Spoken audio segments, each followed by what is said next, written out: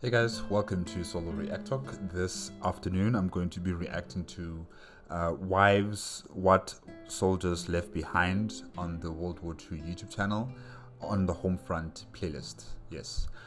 If you guys want to check out my previous reactions to the other on the Homefront videos, remember the playlist card is going to be at the top here. Just click on it and be able to access them. If you want to check out the original video as well as World War II YouTube channel, the links are going to be in the description below. Okay, let's start. 3, 2, 1, go. A young man in uniform, a young woman, perhaps with a baby on her arm. They kiss goodbye on a train platform, hoping, but not knowing, that they will meet again some sunny day. This is the story of two women out of tens of millions around the world who are forced to navigate loneliness, longing, and loyalty during World War II.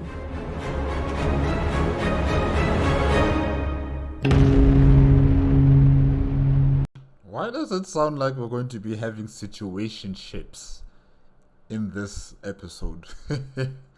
Oh. This is On the Homefront, a series of World War II in real time. I'm Anna Deinhardt. Today I want to introduce you to two women from Great Britain and Germany, war wives, home alone when their men go to war. They are Mary Clayton from Great Britain and Inge D. from Germany. Their lives will be documented by later historians, Mary by Colin and Elin Townsend in the book War Wives, a Second World War anthology, and Inge by Gerda Stepanski in Blitzmädel, Heldenmutter, Kriegerwitwe, Frauenleben im Zweiten Weltkrieg. Mary What does that mean in English? Mary Clayton is from the English Midlands. She married her husband Sam in July 1936. Soon after, the young couple has a son named Bobby. Sam earns the money, Mary cares for the household and the baby. When war breaks out, Sam is called up. He becomes one of 2.25 million men who have been enlisted by mid-1940, meaning that many wives are not just alone, but also without the better part of their income. The separation allowance paid to them by the army is usually not nearly enough to maintain the household. A wife with 2 children on average receives only 38% of the family's pre-war income. The exact amount depends on the husband's salary grade, of which there are over 200. Mary receives £1 and 10 shillings of army pay per week. £1 and 10 shillings? £1. Oh, maybe the value of money was different back then. Because really, £1? Fixed prices and rationing means is enough to cover her weekly shopping, but it's hard to also pay rent and other living costs, which are not as heavily regulated. So Mary gives up the family home and finds a job in a vicar's household to do the housekeeping. This way, she can bring up her son in a Christian home, receive a wage of her own, and save on paying for coal, electricity, and rent. Wait. When Anna says that she gave up on the family home, she sold the house? Was there no way for her to rent out the house to other people to stay there? They pay rent, she gets money from the rent, and she's able to use that money for her family? Is there no way of doing something like that? Was that option not available during that time for people to rent out property? Okay. In these early days of the war, German wives are slightly better off. Inge met her fiancé Karl-Heinz some years before the war, and they marry in March 1940. At first, the newlyweds live in perfect happiness. Karl-Heinz is not in the Wehrmacht and continues his job while Inge is at home. All is well, it seems, as victory after victory is announced on the radio. Sure, there are the Eva Longe death notice in the newspapers, but that will be over soon, right? For Mary, things take a turn for the worse at this point. Shortly after the invasion of Western Europe in May 1940, letters from Sam stop arriving. Letters are the only way for loved ones to stay in contact, and it can take weeks to arrive. But when an expected letter fails to come, you still often jump to the worst conclusions. Mary soon receives the news she has been dreading. 140,000 British soldiers are wounded or dead in France, and Sam is presumed to be among the fallen. His death is not confirmed yet. If it was, mourning him would be made worse by even more economic hardship. If Mary is declared a widow, she will lose her separation allowance. Now, the average widow soldier wife in England is only 23 years old and therefore presumed fit for work. They receive £1 as their weekly pension, even less than the pay that already forced Mary to leave her home. Getting by as a widow is so difficult that many give their children to a foster family or even orphanage. But then in September 1940, Mary finally receives comforting news. Sam is not dead. He was captured and is in an POW camp in Poland. But then her current employer, the vicar, goes to war too. Out of a job and now homeless, little Bobby and she have to move in with her mother and stepfather. In Germany, Karl-Heinz is called up in the spring of 1941. To Inge's relief, he's drafted as a mechanic in occupied Poland, the Generalgouvernement, far away from any fighting. And the financial consequences are not so bad. To keep morale high, the Nazis aim to maintain the living standards of soldiers' families. A German wife with 2 children is paid about 73% of the family's pre-war income. Some women who were still working feel so financially secure that they quit their jobs during the first 2 years of the war. From May 1939 to May 1941, the number of working married women decreases by nearly 500,000. But it's going to rise again eventually as the war no longer heads down the favor of the German Reich, as they continue to lose ground and their territory continues to shrink. The wives of those soldiers are now going to be re-enlisted into making or producing weapons and going to the manufacturing factories to make cars and all other forms of mechanized units and weapons for the war. Yeah. Ideologically, this is what the Nazis wanted. But the reality of war is different than the Nazis would like. There are 5 to 6 million war wives in total. Inge is among the 2.5 million of them who are married, receive an allowance, but are without children. The Nazis now change their minds and start pressing the childless wives to go to work. Inge takes a job in a factory, but she writes that she doesn't like working for the war, which she thinks is cruel. She keeps finding excuses to not show up. When she learns she is pregnant, she is released from her job. She's pregnant. Oh, so she and her husband got together. They had time to get together. I thought he was in Poland. Okay, wait, let's listen. In Great Britain, not long after moving in with her parents, Mary starts getting letters from Sam again. She also finds a new job at the military canteen of the YMCA, the Young Men's Christian Association. Many of the young men she is helping to feed try to flirt with her and offer to walk her home. The more... Ew. Guys, she's married. What the hell are you doing? What are you doing? Like, do they not see the ring on her finger? Like, what's going on? What's going on with you? Yes. Puritan morals of the 1930s are changing. The emotional stress of war is leading men and women alike to seek an outlet, and sex is one of the few remaining wartime pleasures. Many men find comfort at the official army brothels or start relationships with foreign women during the service. Many women will go to dances organized for allied troops and locals. Romances are inevitable, and being married is not a hindrance. Situationships. The military officers and their wives who are still at home. Yeah, situationships. You know, you can be loyal, but who's to say your husband or your wife is going to be loyal to you? Who's to say that they won't be gallivanting with other people out there to relieve stress? Guys, I'm being too ignorant on this matter. Maybe I'm not being considerate or patient, but honestly, I don't get it. I don't get it. Relieving stress by having sex with other people. No, man. No. I am married to you. I'm married to this particular person. Until,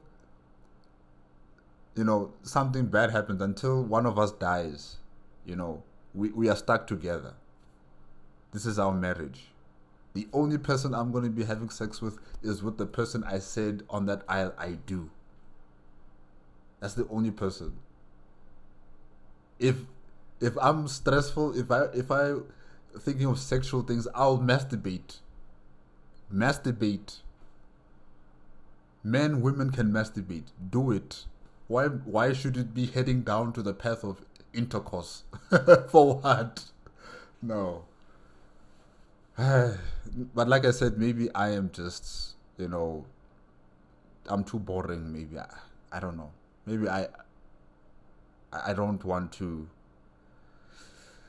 I don't want to accept that people can want what they want, even if it may be bad for them, but they will want what they want. All you can do is just hope that the person that you love trusts you and you trust them. Because I believe in a monogamous relationship. I don't play around like that. I don't do stuff like that. So yeah. Situationships. As an anonymous 24-year-old woman from Manchester describes, with Rick, I knew it was love, but for me it was attraction and the need to hold on to someone. So it happened that we finally made love. There was nothing cheap about our affair, and if Rick had my body, my heart was with my husband, and somehow I didn't feel that I was doing anything wrong. Between 1940 and 45, the number of illegitimate births in Great Britain will be more than 100,000 higher than in the previous 6 years. And that's only the registered number. There are many, many more little children brought up by unsuspecting or tolerant stepfathers. Mary, too, expresses feelings of desperate loneliness in her diary, but she stays faithful to her Sam. In Germany, Inge... The question is Sam faithful to her? Hey. Yeah, no. feels the pangs of loneliness as well. Around Christmas 1941, she leaves her marital home and moves in with her mother to have help when the baby comes. When it does, it takes 10 months until Karl-Heinz can come home for a few days to meet his daughter. As happy as Inge is to have him back, she feels like the two of them have spent too much time apart. They are young people, and many of them report that war, work, and time apart has changed them. Long-anticipated reunions often turn into disappointments, arguments, and sometimes divorce. An official legal text in 1941 states, "With worries, many women observe how the solidarity and mutual sympathy in their marriage are suffering under the long duration of the war." In a time when divorce is considered immoral, even unthinkable for many, the SS Situation Report for the Reich expresses concerns about rising divorce rates throughout the war. In Great Britain, petitions for divorce go from less than 10,000 in 1938 to 25,000 in 1945. While Inge and Karl-Heinz argue, Mary would be glad to see her husband at all, but he remains at POW and she is alone with her little son. On July 30th, 1942, she writes in a diary of loneliness during a bombing raid. "Tonight is worse than ever. I would feel better if I had someone to sit with me. I'm sorry to say this, but the people around here think I'm stuck up. Perhaps I am. But I couldn't join in the get-togethers over beer and laughter when so much terror went on. Bombs drop around us. She will stay alone and faithful for 5 long years, and when Sam finally returns, he will tell her about what she will call his little disloyalties. He will apologize, but she will be heartbroken and express regret that she didn't take up some of those offers of romance after all. But like, I thought this guy was a prisoner of war. Where did he get that time to be? You know what? Yeah. Okay. like so many other couples of their generation, they see no choice but to learn to live with what happened during their separation.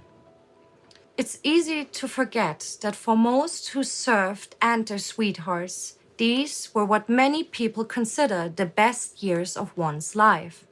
These millions of people were my age, even younger than me, a time when you have just begun adult life. A time for romance, for starting work or studying. For some, a time to start a family. For all of us, a time to pursuit of love, sex, and entertainment. And that's difficult enough in peacetime. If you want to know about Soviet women's situation before and during the Second World War, you should watch my video on Soviet gender equality. Don't forget to join the Time Ghost Army on patreon.com or timeghost.tv. Subscribe and ring that bell.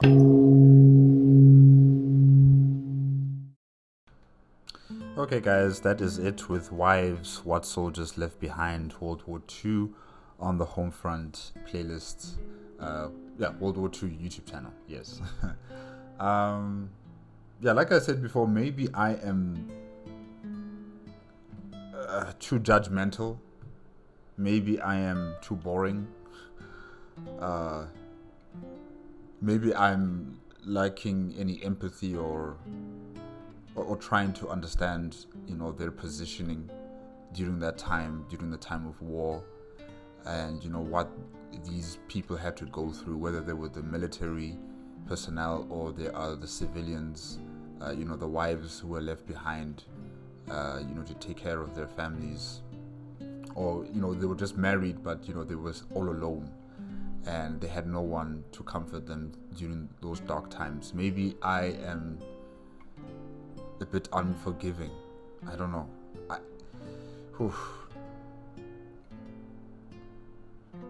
There is a limit to how far I can want to understand their positioning, those who were soldiers and those who were wives, staying far apart from each other.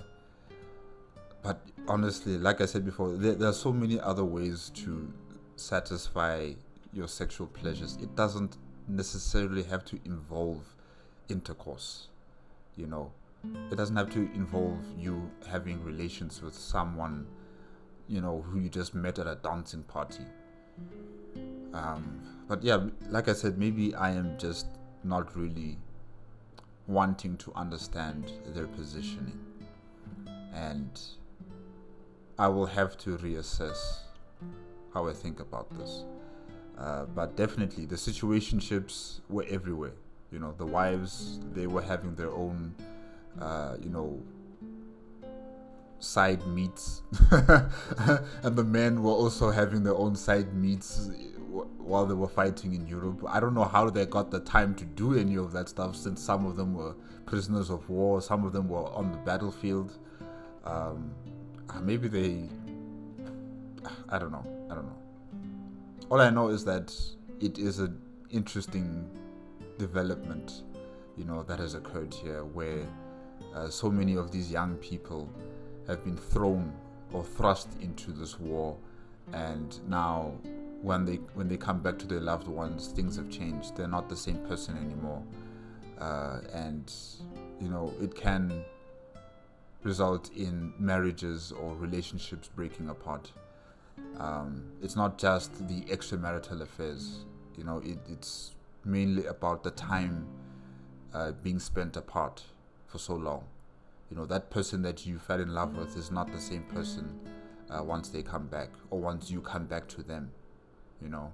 Yeah, so yeah, it's interesting. It's really interesting, guys. Okay, guys, that's it with on the Homefront. Remember, if you want to check out the original video as well as World War II's YouTube channel, the links are going to be in the description below. If you like my reaction, please give me a like, comment, and subscribe to my channel. Click on the notification bell if you want to be up to date with my latest videos, and I'll see you guys next time. Okay, bye bye.